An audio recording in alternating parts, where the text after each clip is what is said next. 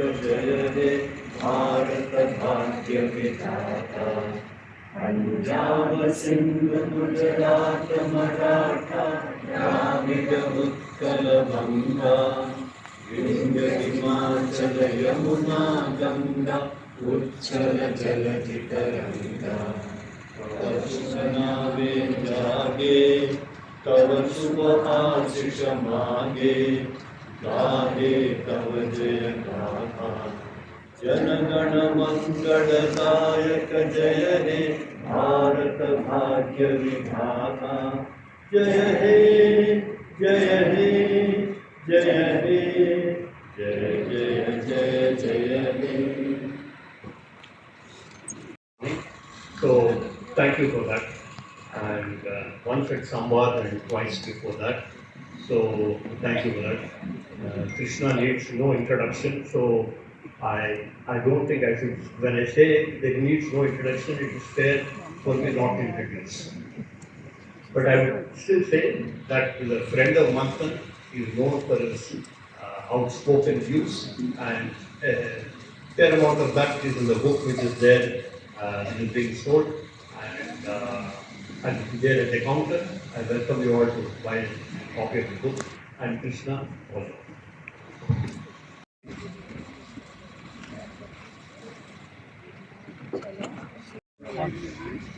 Switch on, switch on. I thank Manthan for inviting me for the fourth time, and it's a pleasure to be here. Thank you all for coming for this evening's conversation. So, little background about this book. Basically, this is a book that happened over 5+ years. Started sometime in my mind when COVID hit, around the time that COVID hit. And over 5 years, this book came to its fruition. The original idea between my editor and me was to have 5 essays of 5,000 words each. Unfortunately for all of you, it's become a 400-page book.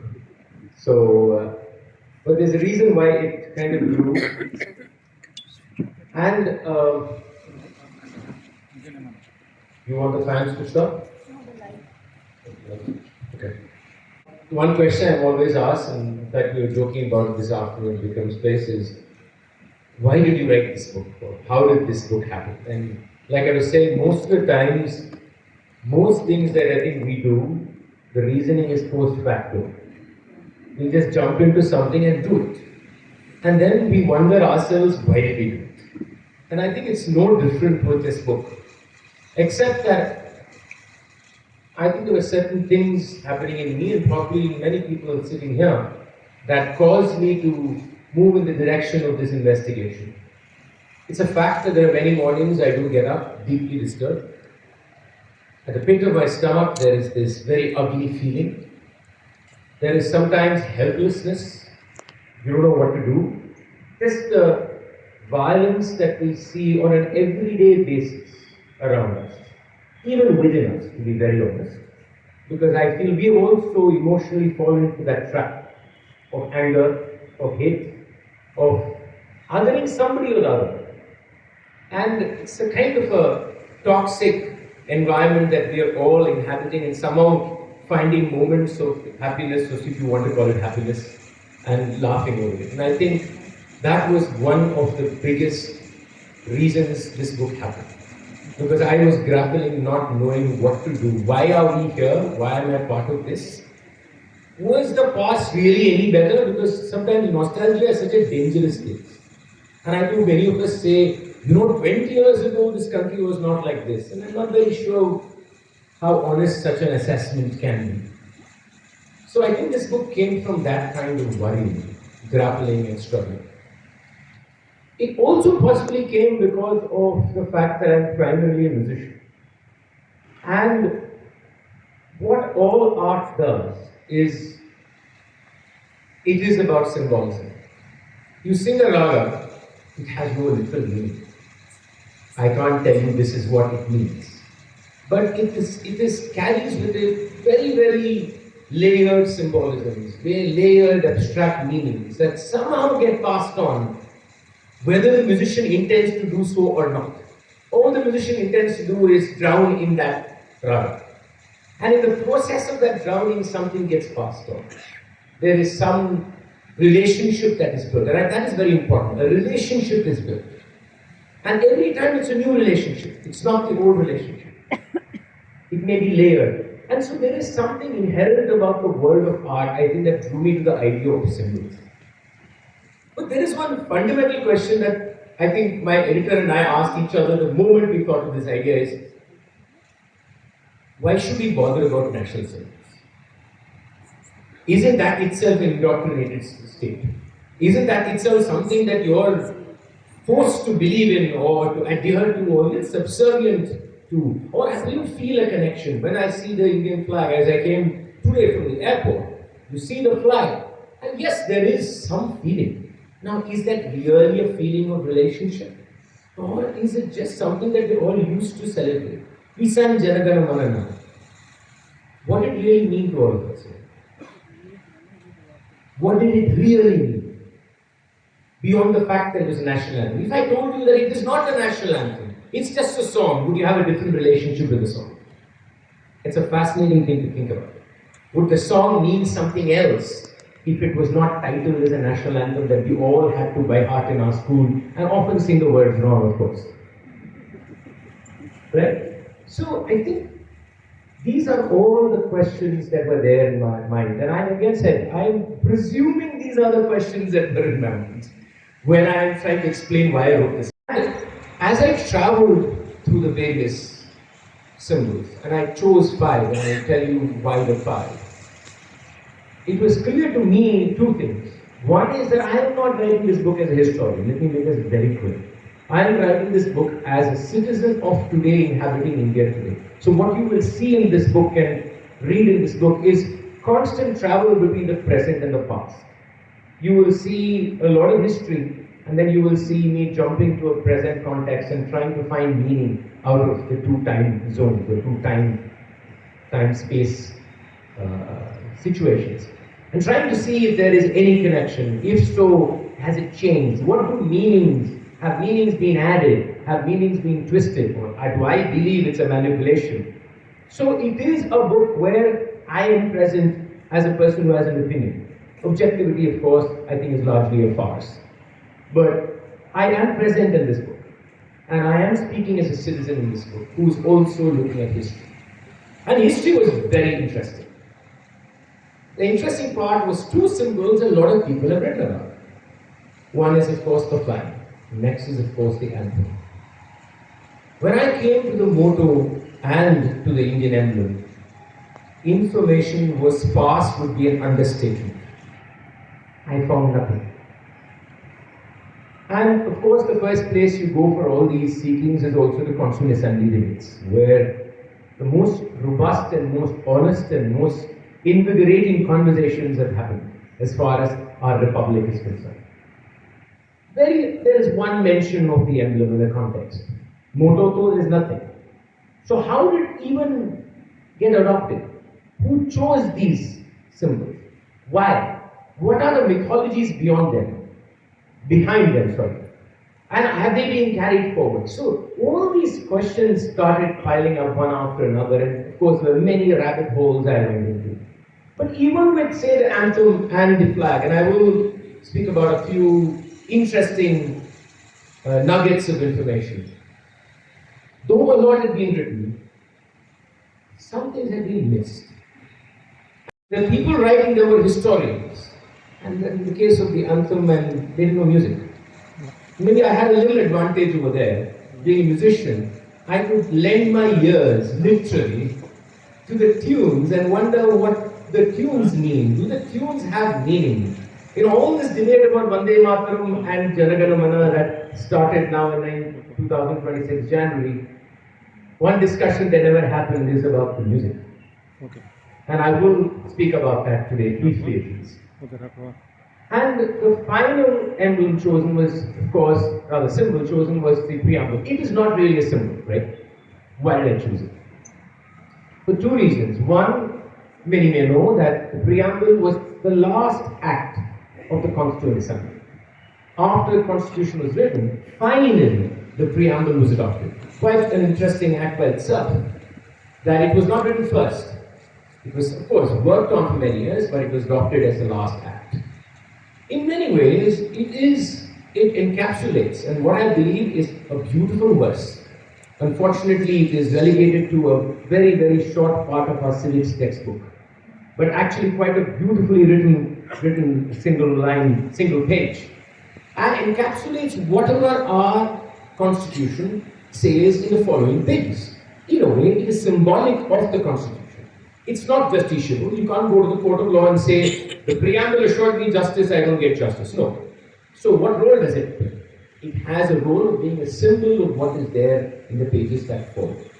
And for me, the CAA protest was a real time when it became actually a symbol. I mean, whenever you remember people all over the country reading the preamble, so we can debate whether that was a bit over hagiography and not looking at critically at the Constitution. That's an important academic discussion. But at that moment, I think it's an important act. That everybody picked up the preamble. Lawyers picked up the preamble. I thought that was most interesting. And they were all reading it out. So it became literally a symbol of this republic. It became a protest moment. The preamble was a tool of protest against the act of the state.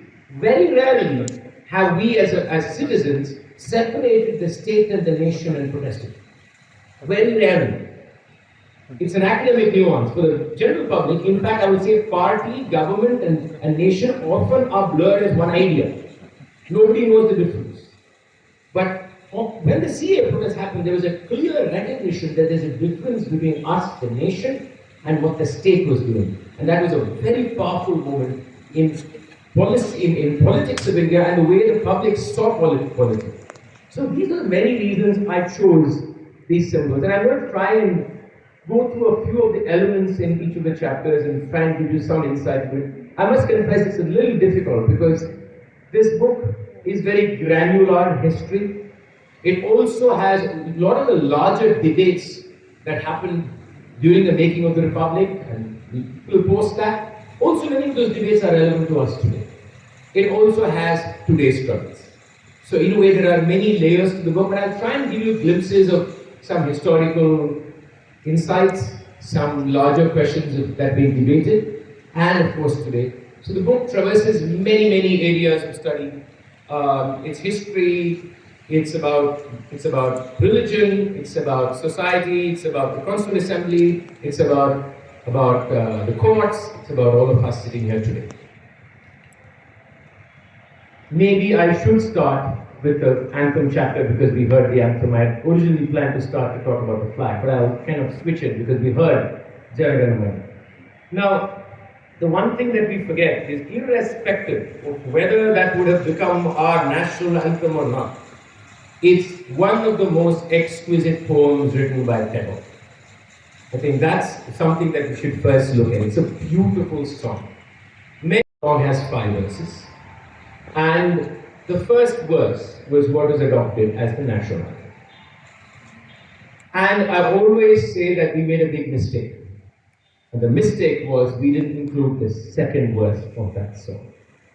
And to me, that's the most magical verse. So if I was going to split the song in terms of what it says, Jana Gana Mana Dhinayaka, the first line, the first 3 words are magical. Jana, the collective. Gana, the individual and the collective. Mana, the manas of the Jana and the Gana. Again, it's literally we are the people in those 3 words. Even before we thought of the preamble. Jana Gana Mana Dhinayaka Jai Bharat. And he describes the geographical extent of the land, which is what we have as anthem. In the second verse, he describes the inhabitants of this land.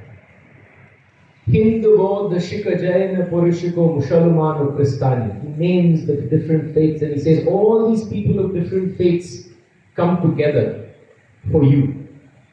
Now, who that you? Is it a gendered you? Is something that Tagore leaves hanging for almost till the penultimate verse. Then he describes the emotional state of the people of the land. He says, the people of the land passing through the rugged terrain, you are always there for them. There is darkness in the land, and there is sadness, there is despair, there is fear. And in many ways, it also, for me, almost spoke of today in some manner. Right? And finally, he resolves this. He resolves it by saying, all this is true, but the sun will rise from behind the eastern hills. And when he says eastern hills, he means the northeastern hills because Tagore spent a lot of time in Shillong. So the song is an incredible song in terms of even its emotive and its descriptive landscape. It starts with stating the collective and the individual and their hearts and minds as being the soul of the nation. Then he describes the extent of it. Then he describes the people in it. Then he describes what is happening to the people in it. Finally, he says, we will all find life. It's a beautifully put together piece of poetry and a song. It is true, Tagore was asked to write a song when George V came in 1911. It's absolutely true.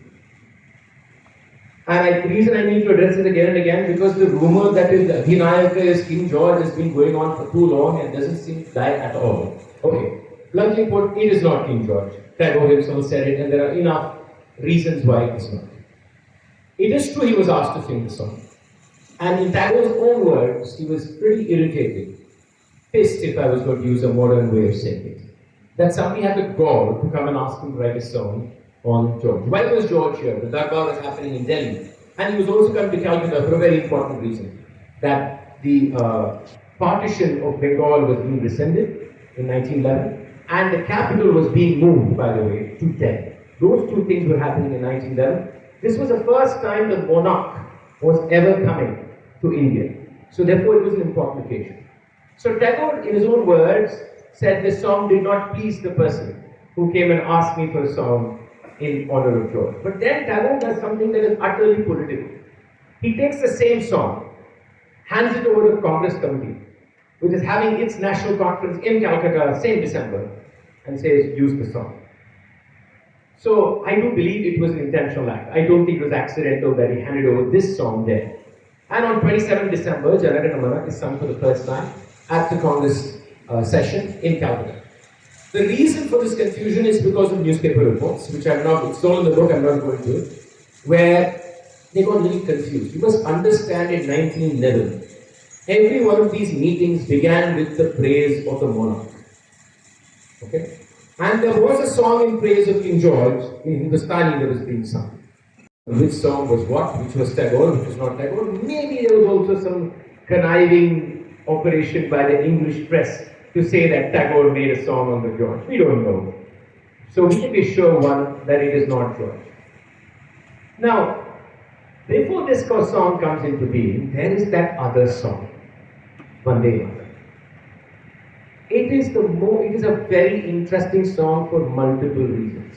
Beyond the obvious fight that happens around the song itself is a very unusual creation. The reason being, I don't believe it is one song. That's the fundamental mistake we are making when we look at that song. So historically, this is what happens. Bankim writes two verses of the song. Here I want to say something. The Indian government, in its own wisdom, has said the song has 6 verses. They are wrong. The song has 4 verses. They have split the last 2 lines as a verse. I really want to know who they consulted in doing that. The song has 4 verses.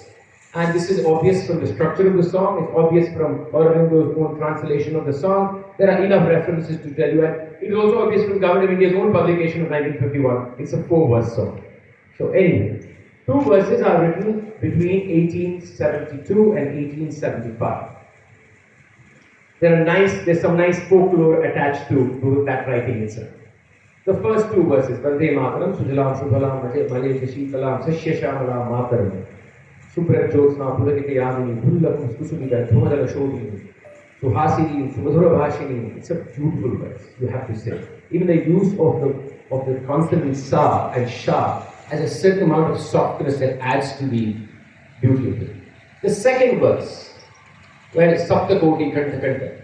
Now, even there, in my opinion, there is a little jump. So, what is the first verse? First verse could be about any land, honestly. It need not be about India. I mean, he's just talking about the beauty of the land, it's a landscape description, and then he does a little bit anthropomorphic, where suddenly it becomes a person, it becomes her, the mother, and he talks about how she has the sweet words in her lips, which is not very different from what Tyagaraja has said about Rama. a man with very, very lovely words and similar. Again, that's not a very unique description. It's used for many lords and goddesses. Use the same description, but the use of Shah and Sa is itself what gives it fabulous softness and musically works very well. Now here the trouble begins. I believe the second verse itself is a jump because the meaning jumps. Now from this very abstract generic description, Bankim suddenly becomes very tactile. He's talking about the population. Saptakoti Kanta. Saptakoti, 70 crore. I don't know how many Bengalis are here, but I will take the risk of saying the imagination of the Bengali somehow limits itself to the Bengali land to some extent. And so the population census of Bengal was the population that Bankim included in the song, okay, which is Saptakoti. And of course, Sarla Devi then changes it also. Trishanka Koti, she changed it by the way, because by then the nation's population. But imagine this jump. There's something different in poetry when it jumps like this. The moment you change what I would call intentionality, the lyrical nuance changes, the rhyme will change, the use of even consonants changes, because the intention shifts it. So he's talking about suddenly the population. He says they are going to, he talks about the protest, the anger. Of course, it's a very interesting play there. Is the anger in the people or is anger in the mother is something that is an interesting thing to discuss over. But kept that aside. It's still okay, I will still say it's okay. Then what happens is, between around 1875 and 1881 is when Bankim writes his famous novel, Andamat. I read 2 translations of it, not one. And it is, bluntly put, a very disturbing text. Though some historians have tried explaining it to be as being against more the establishment, in this case Mir Jafar, who was then, it's of course a fictional story based on historical happenings of the late 19th century. But the fact is, it is an Islamophobic novel. I can't say it in a more simpler term. I mean, these Hindu sannyasins are pillaging Muslim villages. They are attacking Muslim villages. They are saying things, there are commentaries in it which are clearly anti-Muslim. There cannot be any debate about this with anybody who read the entire text would say, yeah, these things exist in the text. This song becomes part of that text. Again, when the intention of a song changes, the song will structurally change. What we don't discuss in Vande Mataram is its structure. I actually believe the 4 songs verses together collapse as a song. Suddenly it has to be operative as a song of these Hindu sannyasins who are attacking these Muslim villages. It is also some kind of an initiation song when these people are going in these horses and attacking, etc. So the tonality of the song changes, the words change. Suddenly Durga really appears as an angry Durga. The moment this happens, the song by itself cannot hold. You may not know there are over 125 tunes to this song. 125. Maybe from the time I started writing the books to now there is another 25. Maybe it's 150 now. Who knows? And I have heard at least 40. From the oldest ones to the newest ones. Anybody who tried to tune all 4 songs verses together failed. There's no rhythm holding. The rhythm will not hold. You need pulse to hold a song together. It need not be perfect in what I call tala structure. But a pulse, even a pulse shift, there is something that is very natural that happens in a song when there's a pulse shift. And the reversal of pulse is a very important part of the shift. All this is gone in the song. The only part where Bankim suddenly seems to realize that he has to come to Vande Mataram is in the last line. Last line, he brings back the entire tonality of the first line. Until then, the song is haywire structurally. And I believe that is because the reason he created the song kept shifting. And by the end of it, the song was lost. So one simple reason Vande Mataram cannot be a anthem, it is structurally a song that does not work. Let me tell you a musician's description of it. And of course, it is a song that is muddled in a text that cannot work in a secular age. So that's why I keep saying these 2 songs, Jana Gana Mana and Vande Mataram, are 2 ideals of India. We have to decide which idea of India we want. Do we want the Vande Mataram idea of India, or do we want the Janaganamana idea? We have to decide. A little interesting thing about the tunes. For me, the favorite tune is Krishna Rao's tune, which was made in about Master Krishna Rao, as he was known in the 1930s. It's on YouTube. Please go listen to it. It's a little tune. I think Fastan also wrote a note saying this is one of the best tunes I've heard of Vande Mataram. And there is another one, of course, Omkarnath Thakur's rendition, where he's done something very smart. There is no pulse at all. I think he sings it in Kafi, I'm not sure now, I don't remember now. But he sings it like a free verse. That works. Musically, that works. The rest don't. Now, Tagore made the claim that he was the first to tune Vande Mataram and render it. Tagore was wrong. He was not the first. He was one of the earliest, yes, accepted. He was not the first. So, one of the early tunes are there in Bankim's biographies. And one of the earliest tunes was I think written by one of his co-magistrates. And there is also this entire saying that he did not like the tune. And finally, the earliest tune we come across is in Malhar. Now here are two interesting things about it. I found an old notation of it. Some notation in Robindra Sangeet notation. So I got it transferred to what a musician can understand and musician can understand and then got it sung. Though it says Malhar, there is very little Malhar in it. So sometimes when a historian tells you the first tune was in Malhar, was it in Malhar is a question that you have to ask yourself. Because the name may be Malhar, but the tune is not Malhar. Then if the tune is not Malhar, is your sensibility different? You hear it differently, you feel it differently. And here is another interesting thing. My curiosity was, why Malhar? What was so special about Malhar? And the answer to that is in Anand, where one night they sing Vande Mataram before one of their raids, if I remember right. And they sing it, it is said, they sing it in Meg Malhar. Maybe that's why Bankim wanted the first tune in Malhar. Who knows? But moving on from these two songs, and just one more point before I move, is we heard Janaganamana. I'm going to sing a little bit. Many people may know that the first person to adopt the song was actually Bose in Berlin when he made Janaganamana the anthem. He adopts it as the anthem, and then when he comes to Southeast Asia, to Singapore, he doesn't feel it works in Bangla. So it's very like highbrow. He doesn't seem to speak the language of the everyday person. So he gets Abid Hassan and Mumtaz Hussain, his comrades, to, I would say, imagine the song in Hindustani. Shubh sukh chain ki barka barse bharat baag hai jaga Punjab Sindh Gujarat Maratha Dravid Utkal Banga Chanchal Sagar Vindhya Himala Neela Jamuna Ganga. It's a beautiful song. I'm going to sing that for you for a specific reason. I've not yet sung. I don't know how it's going to sound today. I've been speaking for 20 minutes. Don't be very sure it's going to come out nicely. But nevertheless, so I was hunting for an old notation of this song. I was not happy with what I heard online. So Sugata Bose, who is Subhash Chandra Bose's grandson, I called Sugata and said, "Can you get it to me?" He said, "I don't have any notation. I must thank all the scholars who helped me and really put their neck out finding material for me." 2 years later, one day I get a mail from him and said, "I found a notation." And it's a notation breaking Malaya, probably in 1942, 43.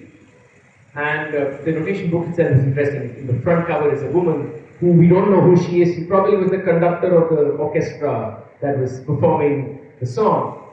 And I got a student of mine who could read Western notation. I said, "Sing it for me and orchestrate it for me and send it to me." You all heard Janaganamana too, right? To me, Shubha Sukha Chayana is, shall I say, the everyday song of Janaganamana. In the sense, both in terms of the words, there's something very colloquial about it. You know, Hindi snooks may find some words little, doesn't seem to fit, but I think it works. Because it's not meant to be that. It's meant for everybody to sing. And secondly, there's something joyful and light about it. Janaganamana, there's something very, Tagore weirdish about it. You know what I mean when I say that, right? But you get the picture. There's something very big and stately, and I already know there is this rendition of Vande Mataram by Tagore. I don't know how many of you have heard that. By the way, the tune that all of you sing of Vande Mataram is not the tune approved by Government of India. The tune approved by Government of India is Vande Mataram Sujalam Shubhalam Malayaj Sheetaram Swasya Shamalam Mataram Vande Mataram. Tagore sings it beautifully. Okay. Now, Janaganamana Shubha, you will hear has little elements that's the kind of a deviation from what is the Janaganamana. To me, it adds sparkle, if I was going to use a word, to it. Shubha Sukha Chain बरखा बरसे भारत भाग है जाना शुभ सुख चैन की बरखा बरसे भारत भाग है जाना पंजाब सिंध गुजरात मराठा द्राविड़ उत्कल गंगा पंजाब सिंध गुजरात मराठा द्राविड़ उत्कल गंगा चंचल सागर विंध्य हिमाला नीला जमुना गंगा तेरे नित गुण गाए तुझसे जीवन पाए सब तन पाए आशा सूरज गण गज जग कर चमके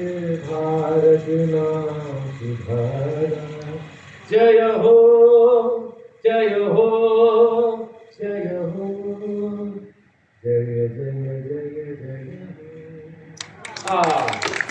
just stunningly gorgeous. Now, most likely that the word bhagwa for the color saffron came from who wore that color. The earliest points where you find the mention of the saffron is in Buddhist monks. The Buddhist monks wore the color, and its association goes first with the bhagwo. The bhagwo originally meant the Buddha. Okay? Then slowly what happens, it becomes a generic reference to anybody who is a Buddhist monk. They're all bhagavas. They're all the monks wore saffron. So all the bhagavas became synonymous to the color of saffron. And that is how the word bhagavo, which actually means Bhagavan, also referring to the Buddha, translates to meaning the saffron coming from the Buddhist tradition and not necessarily coming to what people generally call the Hindu tradition. Because there were many colors associated with them.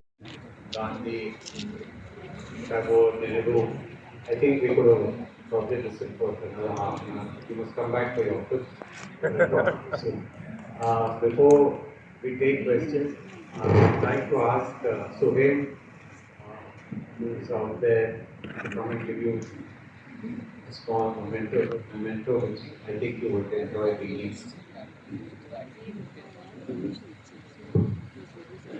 Suhail is a person of strong about what. He's also on our board.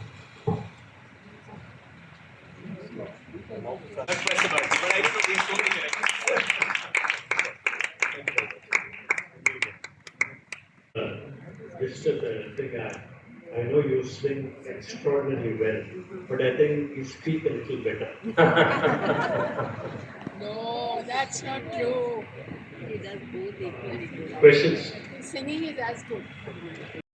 Champion the cause of coexistence, secularism, humanism, socialism as a national song. And just now you have said that it was against Muslims. Okay, so for a legal status as national song, we have one national anthem, and that is Janaganamana. Okay, our Mataram went through many phases. See, Vande Mataram, despite its history, it also played a role during the Bengal partition. So it also had a role, a political role that it played between 1905 and 1911.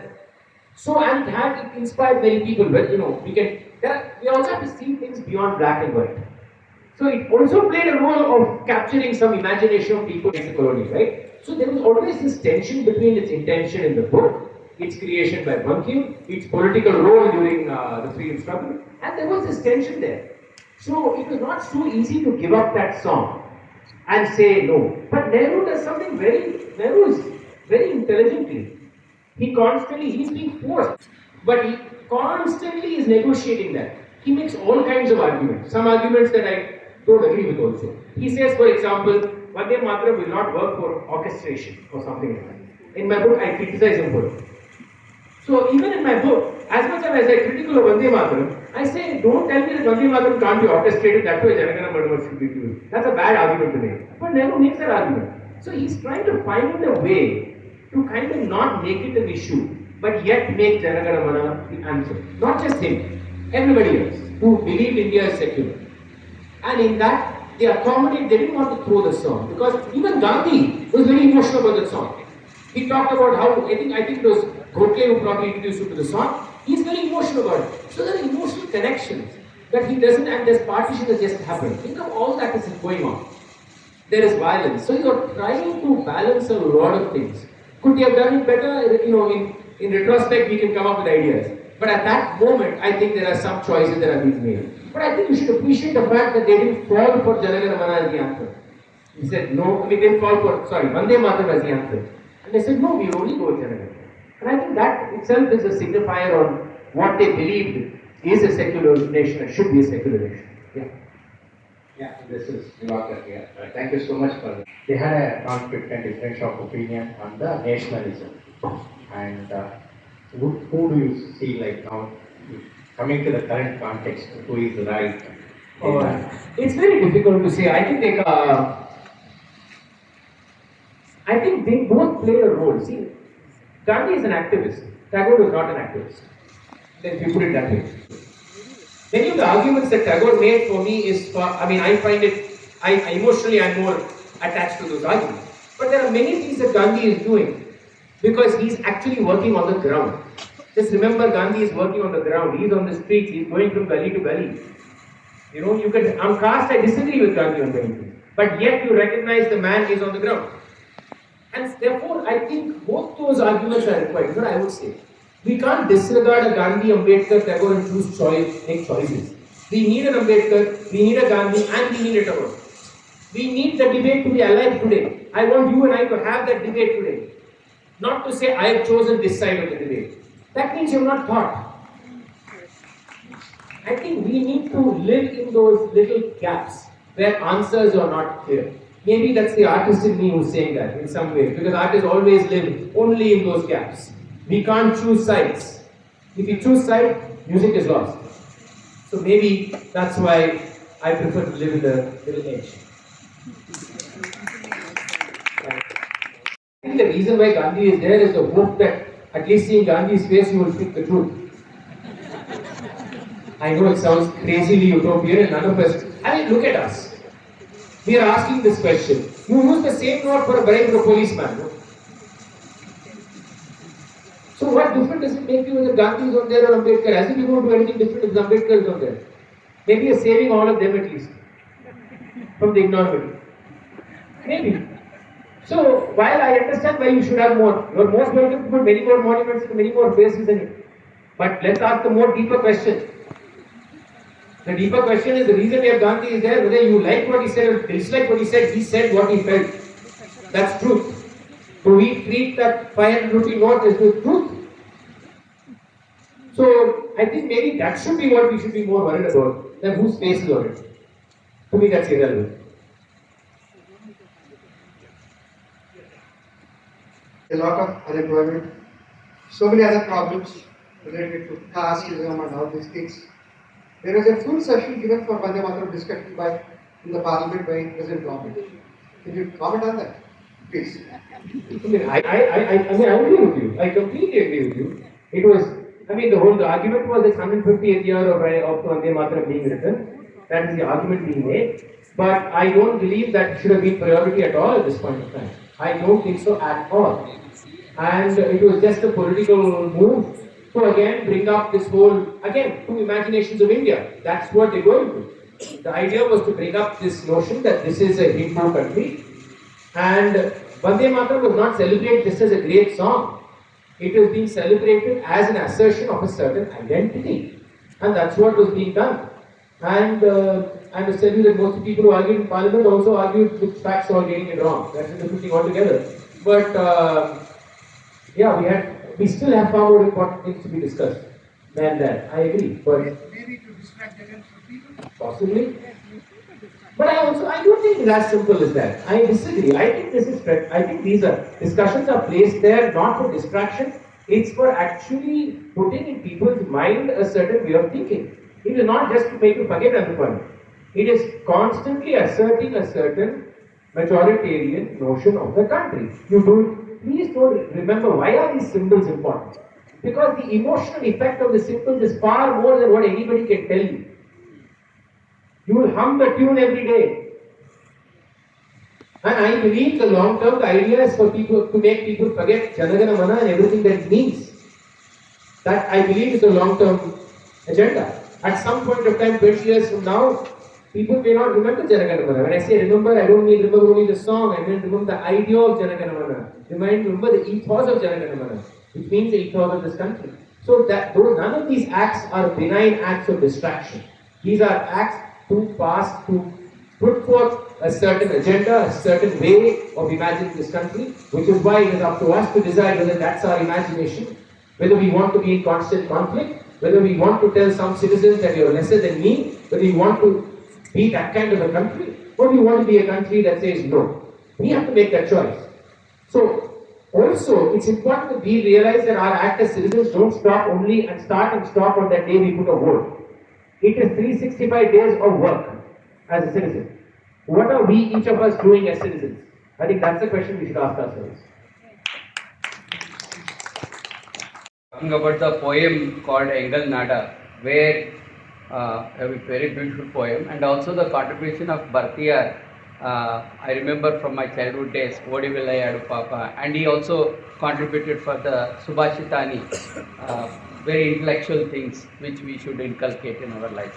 Now the question is, who is related to the concept of idea of India? I am confused, whether it is Gandhi or Rabindranath Tagore. And another second small question is, the concept of Bharat Mata has originated from, at a later stage, from Mother Queen of England. This many people don't know. We don't actually had any concept like Bharat Mata. It has evolved. So there were too many subjects which might be there in your mind, but you have selected 5, and we were happily listening because it's too many. So Bharat Mata is in the book. If you read the book, Bharat Mata, actually the first time, there are many historians who spoken about it. It was actually a satirical, I think, essay when first the idea of Bharat Mata comes into being in the late 19th century. But the pictorial representation was Rabindranath Tagore's Bharat Mata, which is a beautiful painting, which is around 1905 during the partition of Bengal. But that is not the Bharat Mata that you see and I see today. We see the tiger, we see the goddess, right? That's not Rabindranath's Bharat Mata.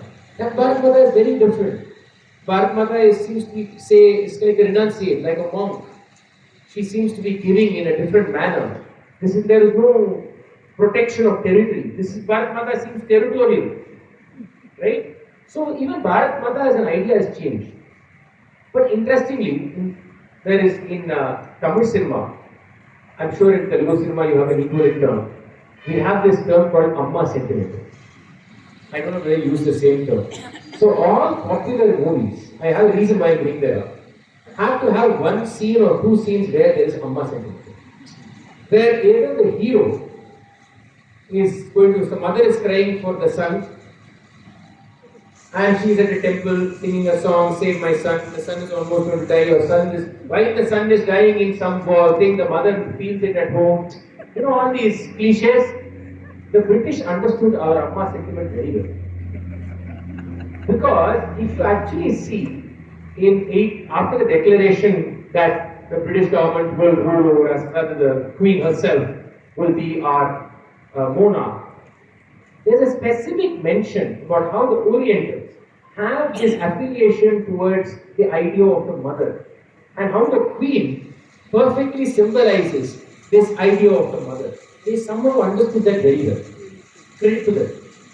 They said that she represents this idea of the mother. So there is something about our culture and our attachment to this notion of mother and one embryonic relationship that is somehow part of our Bharat Mata search that has happened.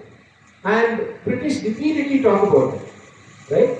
And by the way, you may not know that the British at one time also wanted to make God Save the Gracious King Indian anthem. And they were ready to add extra verses for India, especially, to make that the anthem. So, where they wanted again the mother to be celebrated. So, this mother problem that we have, I will leave it at that. Before the next question, whether we should read the preamble or whether we should have Janaganamana at the beginning of the thing. I voted for Janaganamana and Ajay voted for preamble for only one reason. Ajay felt that we have many black singers. And reading is a safer option because even the perfectionist. I said, however bad the singing is, it's still a national anthem. Being a true democrat, we agree. And we survived like that for 20 years now. The most interesting thing is, I would say you don't need to know the name of the raga at all. But if you think that a shift in the two ragas are not affecting you in some manner, you are mistaken. That's the mistake in your argument, in my opinion.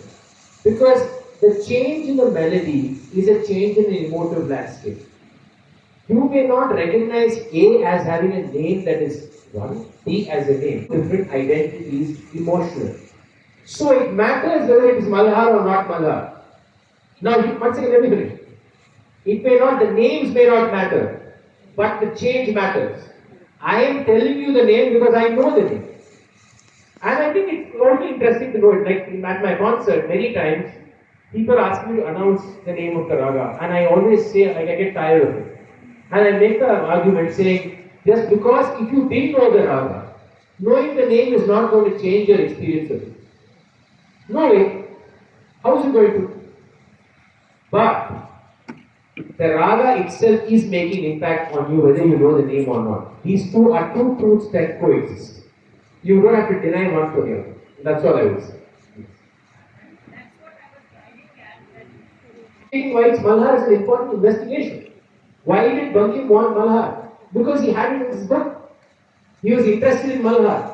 I think that's an important historical investigation that we should not lose from. That's also important.